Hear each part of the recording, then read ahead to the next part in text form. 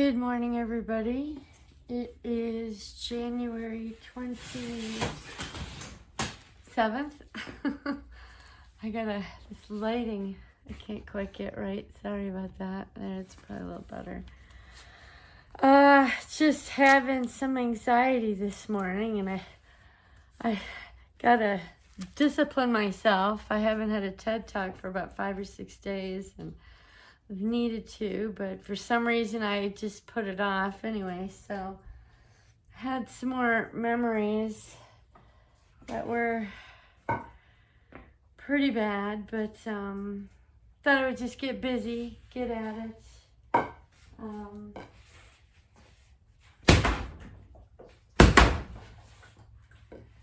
And I've talked about this before. Just in terms of hitting TED, I used to do it like this, but I found that the reverberation wound up in my shoulders and neck and hurt. And my husband taught me how to hit better. He said, put your feet, hit a little bit wider than your hips and kind of rock back and forth. That way if someone was to push on you, they couldn't push you over, so get your grounding. And then when you hit, to twist your body and you get a more powerful blow. And you really want to hit these bastards well. Sick bastards! How dare you!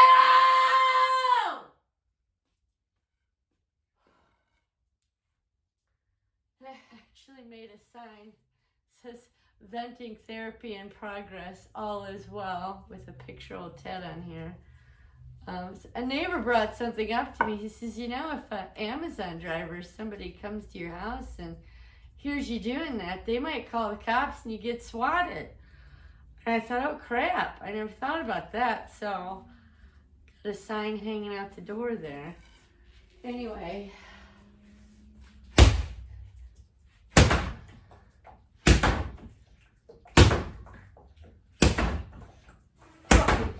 You. Hey, Joe! Stop hurting me! Stop! How dare you, sick bastards! Fucking egos! All about your ego!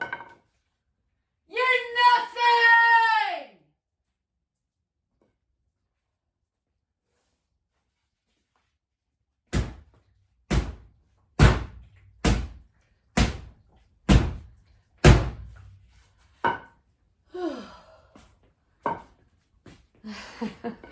A little self-conscious today too, because it snowed here last night, so everything's very quiet out there. Hopefully everyone's in their house with the TV on and you don't hear me. Man, I want to do what Kate did. Lay this guy on his back.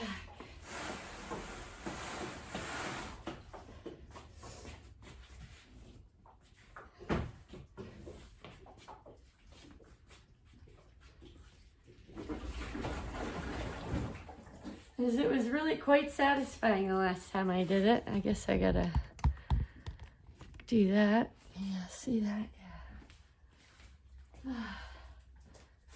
It's just very different perspective.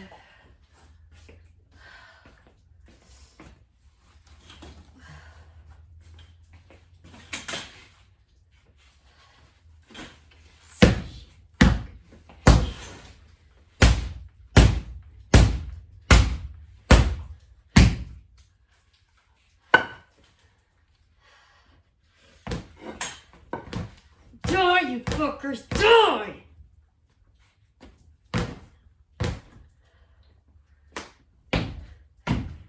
Smash your dicks!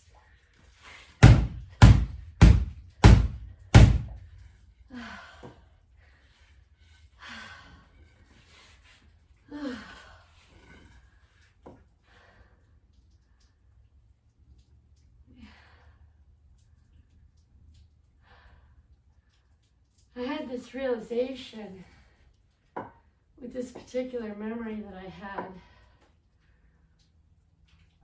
This man, Lieutenant Colonel Michael Aquino, head of the Church of Set. I've seen the guy's picture. I can't count how many times it had no aversion to it, but this weekend when I watched the Kathy O'Brien interview from like 1996, she was talking about him. And she said, the Colonel. And I all of a sudden went, holy shit. I had this panic. I had a trigger. It triggered me. Michael Aquino, a picture I've seen a million times.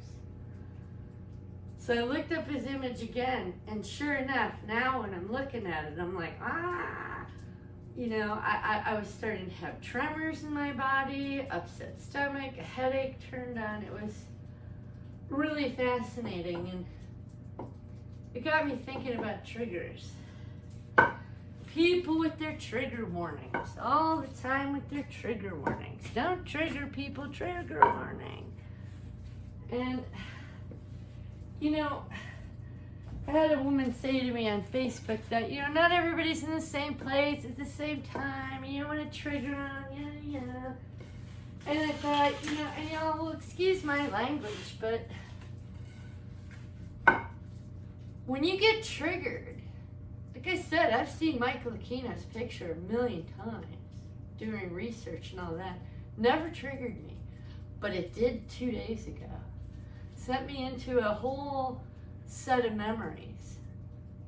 And I think, you know, a trigger is your part and God telling you you're ready to face this now. Because for all these weeks, months, and years, I didn't get triggered by him. And now all of a sudden I am. It's my part telling me, hey, I'm ready. Check me out. Investigate me. Look into me. Remember what I remember.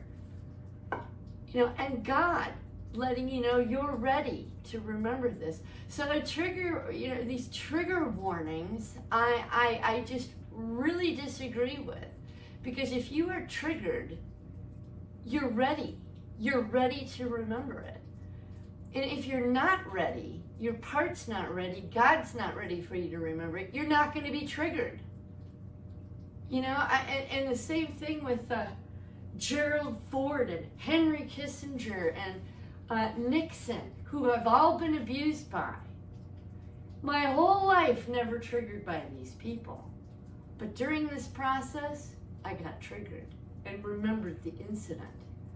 A trigger means you're ready.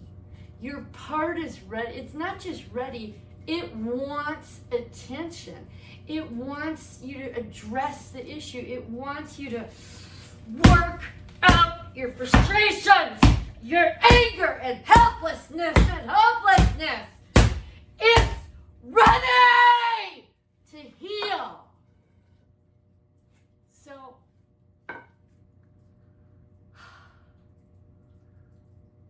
I'm just blown away at this community and how much we baby ourselves. And let's pray it away.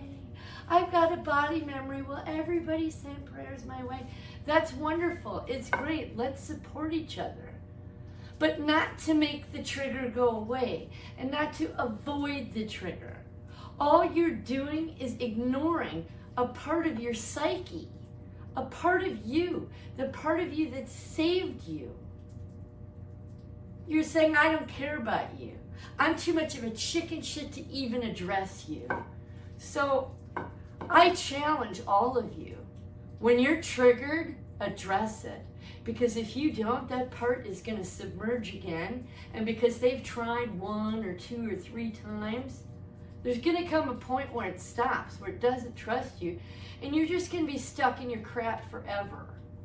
Trigger yourself. Address the triggers that you get. It means you're ready. That part is ready. God is saying you are ready. Because if you weren't, the trigger would not get triggered. So you'll have to forgive my anger here. I'm really shocked at how this SRA community handles triggers. Let's just gingerly tiptoe around everything. Of all people, we have seen it all. We have faced down the devil himself. We survived. We are tough. We don't need to gingerly step around it. If you can't face whatever trigger it is, it's because there's another part or many parts inside there, the ones that are loyal to the cult, that don't want you to trust it. They don't want you to remember it. They don't want you to talk about it. They don't want you to research it, investigate it, nothing. The cult loyal parts inside of you are stopping you and making you believe you're a pansy, make you believe you can't handle it. And oh, I'm uncomfortable. You know how uncomfortable those parts were when they saved your life all those years ago? Aren't they worth it now for you to be uncomfortable for a couple of days and sit on the john or have a headache or beat the snot out of a fucking dummy? Take control over it. Take control over it. If you're triggered, you're ready. That's what that means. Whew, sorry. I can't go there with this trigger warning and triggers. Yes, we've had issues. Yes, it's hard. But it's nothing compared to what that triggered part, it's nothing compared to what they went through. Nothing. And they're worth your time and attention and some discomfort. And yeah, it's shocking. And yeah, it scares you. It scares that part. But you are the conscious, responsible person. You're the CEO. Let that part have a meltdown. Let them beat the crap out of Ted. Let them cry. But you, as the adult, are now their mother. Take care of them, comfort them, give them what they need. Beat the crap out of Ted. Write their story down. But every time you avoid a trigger, oh, I can't say I'm triggered. It's a cult loyal part expressing itself, taking you off the track, and you're never going to heal. Anyhow, so I'm not yelling at you guys. I'm just blown away at how this community handles things. Anyhow, I'll let y'all go. Thanks for listening to me rant. And let me rave its head a little bit more.